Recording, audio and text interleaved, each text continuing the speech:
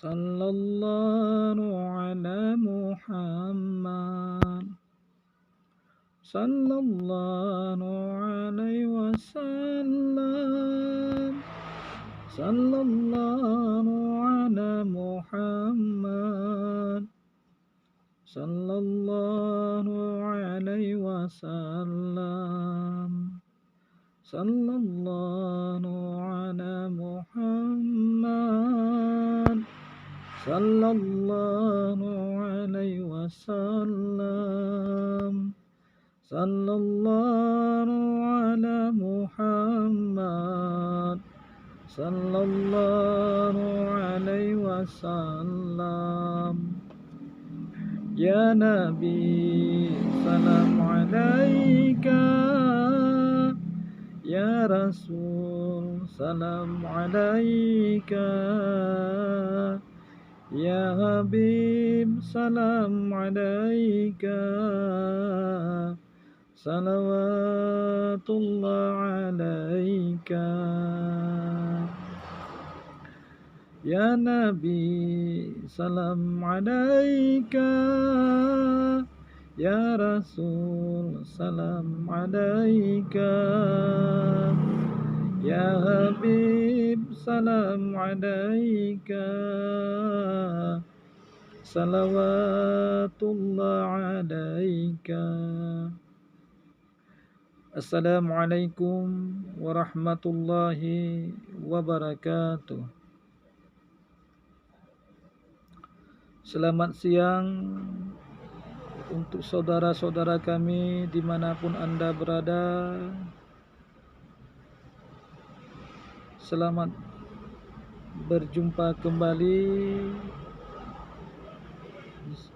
di channel dakwah Rismadi pada siang yang cerah ini. InsyaAllah kita akan membahas sebuah tema yang berjudul Taubat yang dicintai oleh Allah Subhanahu wa ta'ala.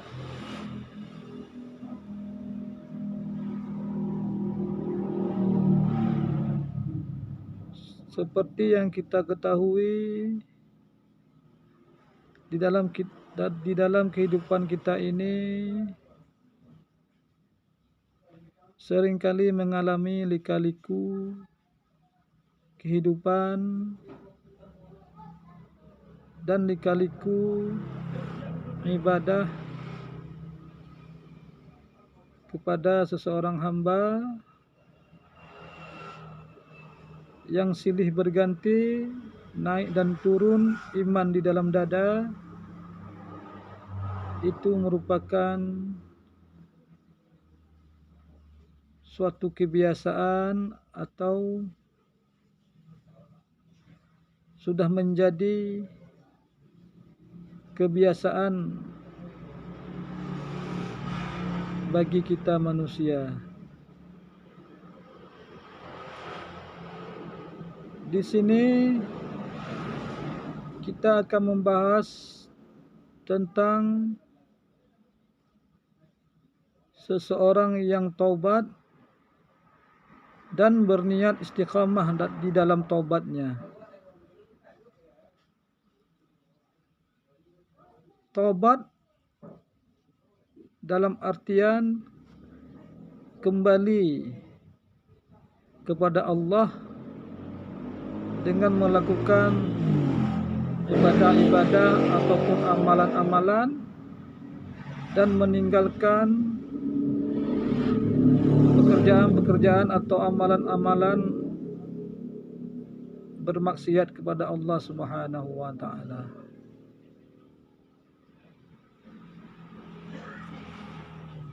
Bagi seseorang yang sudah berniat istiqamah dalam bertobat, tetapi di dalam pertaubatannya itu kembali melakukan maksiat-maksiat, misalnya setelah bertobat di waktu subuh atau setelah salat subuh, kemudian seseorang itu melakukan dosa lagi di jam 8. Misalnya melakukan maksiat mata yang tidak hak untuk melihat, melakukan maksiat telinga yang tidak berhak didengar, atau melakukan maksiat mulut yang tidak hak untuk berbicara tentang hal-hal yang haram di sisi Allah Subhanahu wa taala. Orang-orang yang seperti ini jangan berputus asa, kemudian dia bertobat lagi kepada Allah Subhanahu wa taala. Setelah dia bertobat lagi di jam 8 tersebut, lalu berbuat dosa lagi di jam 12. Nah, bila ini terjadi, maka orang-orang yang melakukan maksiat ini setelah bertobat jangan berputus asa.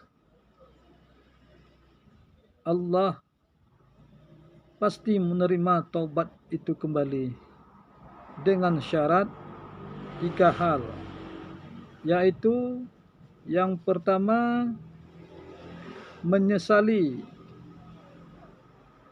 apa-apa maksiat yang telah kita lakukan. Misalnya maksiat mata, kita menyesal telah melihat sesuatu yang haram. Kemudian maksiat telinga, kita menyesali mendengar sesuatu yang haram. Dan maksiat mulut, kita menyesali telah berkata-kata yang haram. Kemudian menjauhi diri dari dosa-dosa tersebut dengan sejauh-jauhnya. Dan yang ketiga, bercita-cita untuk tidak mengulangi lagi perbuatan maksiat tersebut. Maka doa kita di sisi Allah pasti diijabah oleh Allah Subhanahu wa taala. Seperti yang berbunyi, Allahumma firli zambi.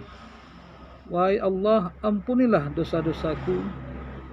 Kalau ini syarat kita penuhi, maka kita akan diampuni oleh Allah Subhanahu wa taala.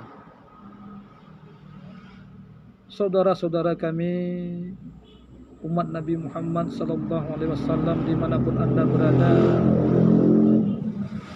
syaitan laknatullah pasti tidak berdiam diri.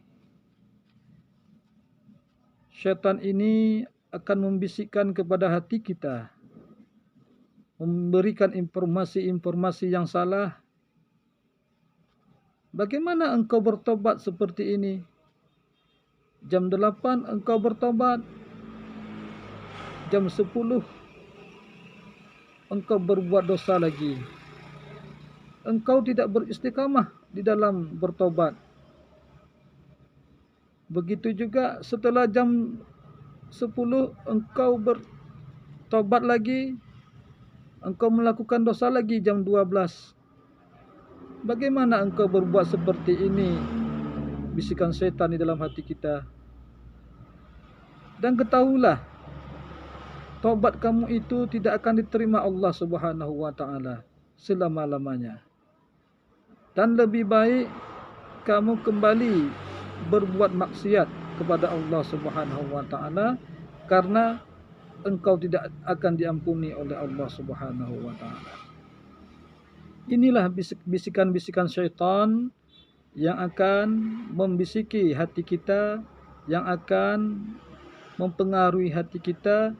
Tetapi kita yakin dan berucap di dalam hati, jangan percaya dengan ucapan syaitan. Kita berucap, Allah akan mengampuni dosa-dosa saya selagi saya mau bertobat. Dan yang berputus asa itu adalah berputus asa dari rahmat Allah hanyalah orang-orang kafir, orang-orang yang ingkar kepada Allah Subhanahu wa taala. Kemudian bertobat ini adalah pekerjaan yang sangat dicintai oleh Allah Subhanahu wa taala, sangat disukai oleh Allah Subhanahu wa taala. Allah mencintai orang-orang yang bertobat dan Allah mencintai orang-orang yang mensucikan diri. Ini harus kita ketahui bersama. Dan kita yakin sebagaimanapun kita melakukan dosa, Allah Subhanahu wa taala begitu luas ampunannya, begitu membuka pintu selebar-lebarnya untuk kita bertobat kembali kepada Allah Subhanahu wa taala. Karena Nabi pun pernah bersabda, tiap-tiap manusia itu berdosa. Maka yang terbaik adalah yang mau bertobat kepada Allah Subhanahu wa taala. Saudara-saudaraku, kaum muslimin muslimat, umat Nabi Muhammad sallallahu alaihi wasallam, dimanapun Anda berada, jangan kita berputus asa dari rahmat Allah. Bagaimanapun dosa kita pernah kita lakukan, misalnya seperti minum minuman keras, berjudi, mencuri, berzina, bahkan dosa-dosa besar yang lainnya. Kalau niat kita ada untuk bertobat, maka Allah Subhanahu wa taala akan mengampuni kita. Bukankah kita pernah mendengar bahkan menyaksikan di dalam Al-Quran Fir'aun laknatullah yang mengaku sebagai Tuhan, yang membunuh bayi-bayi yang baru lahir dan membunuh keturunan-keturunan Bani Israel pada masa itu, masih juga diberikan pintu tobat oleh Allah Subhanahu wa taala kalau dia mau mengakui Tuhan Nabi Musa alaihissalam tu wassalam. Tetapi sayang seribu sayang, Fir'aun laknatullah itu baru mengakui Tuhannya Nabi Musa alaihissalam ketika sudah tenggelam di Laut Merah. Dan taubat yang seperti itu tidak berguna lagi di sisi Allah Subhanahu wa taala. Saudara-saudara kami, umat Nabi Muhammad sallallahu alaihi wasallam, dimanapun Anda berada, taubat ini adalah merupakan jalan atau sarana bagi umat Nabi Muhammad sallallahu alaihi wasallam untuk membersihkan diri, mensucikan diri kembali kepada Allah Subhanahu wa taala.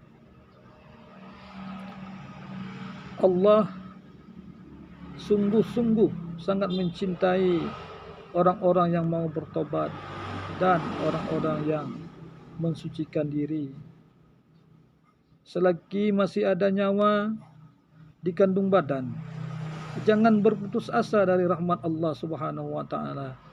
Segeralah kejar bertobat dan segeralah melakukan amal-amal ibadah untuk mendekatkan diri kepada Allah Subhanahu wa taala. Misalnya ada sebuah kasus kita pernah mengambil uang di bank, yaitu uang riba. Bukankah uang riba ini termasuk dosa besar? Bagaimana cara tobat uang tersebut? Karena kita mengambil uang di bank itu pasti ada jangka waktunya, ada yang 3 tahun, 5 tahun, bahkan ada yang 10 tahun. Nah, ini tidak sama dengan tobatnya orang-orang, misalnya seorang laki-laki yang suka memakai gelang emas, yang suka memakai cincin emas ataupun rantai leher emas. Kalau yang seperti ini bisa cepat tobatnya, bisa dia meninggalkan rantai tersebut, dijual atau disimpan di rumah. Nah, kalau yang kasus mengambil uang di bank tadi, kita harus mempunyai keyakinan, niat yang kuat untuk menyelesaikan keadaan uang kita itu yang berurusan dengan bank. Insya Allah, Allah akan mengampuni kita selama kita bercita-cita untuk cepat-cepat menyelesaikannya, dengan menyelesaikan uang riba tersebut. Kaum muslimin, muslimat, saudara-saudara kami, umat Nabi Muhammad sallallahu alaihi wasallam, dimanapun Anda berada, taubat ini juga merupakan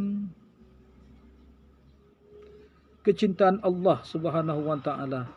Allah mencintai orang-orang yang bertobat, kemudian berbuat maksiat kembali, bertobat lagi, bermaksiat kembali, bertobat lagi. Maka Allah berfirman bahwasanya hamba-hambaku melakukan maksiat, tapi dia mempunyai Tuhan yang mengampuni maksiatnya selama dia mau bertobat. Nah, di sini bukan pula maksudnya kami menganjurkan untuk bermaksiat. Bukan seperti itu. Tetapi di sini adalah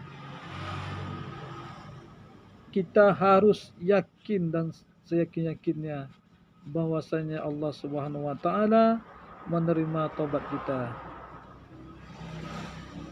Mungkin sekian dan demikian yang dapat kami sampaikan.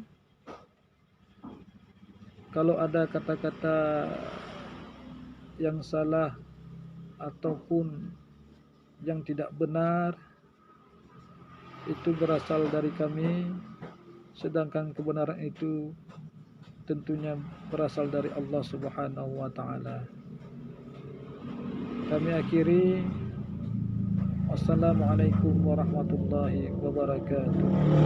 Di sini kami juga meminta dukungannya dengan men-like, share, dan men-subscribe channel kami ini. Mudah-mudahan channel kami ini tak bertahan. Sallallahu ala Muhammad, sallallahu alaihi wasallam, sallallahu ala Muhammad, sallallahu alaihi wasallam. Ya Nabi, salam alaika. Ya Rasul, salam alaika. Ya Habib, salam alaika.